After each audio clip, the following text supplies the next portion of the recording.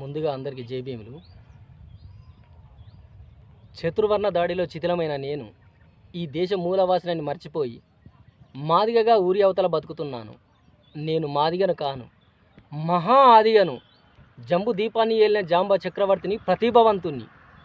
ఉదయిస్తున్న సూర్యుని చూసి వృత్తాకారపు డప్పును చేసి చిర్రా చిటికన పుల్లను ఆడించి వాయిద్యాన్ని అందించిన నేను ఈ దేశ మొదటి విద్వాంసుని, వాయిద్యకారుని అవ్వాలి కానీ పంచమున్ని ఎట్లయినా.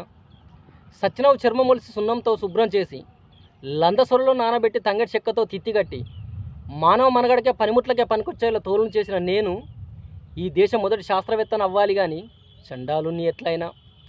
వట్టి కాళ్ళతో నడవలేక నరకయాతన పడే మనిషిని చూసి ఆరకత్తి గూటంతో గుద్ది గుద్ది కిర్రు కిర్రుమంటూ సప్పుడొచ్చే చెప్పును చేసిన నేను ఈ దేశ మొదటి ఉత్పత్తిదారుని అవ్వాలి కానీ ఊడిగం చేసేవాడిని ఎట్లయినా. సబ్బండ దేవుల ముందు గజ్జెకట్టి గంతులేసి ఊరేగించేది నేనే. సభా వేదికలపైకి సంకన డప్పుతో స్వాగతం పలికేది నేనే. పెళ్లి పేరంటాలతో సంకన డప్పేసి సయ్యటలు ఆడించేది నేనే. సచ్చినోని కాటిదాకా సాగనంపేది నేనే. దర్వేస్తూ దండోర మోగిస్తూ ఊరిలో జరిగే మంచి చెడులు చెప్పేది నేనే.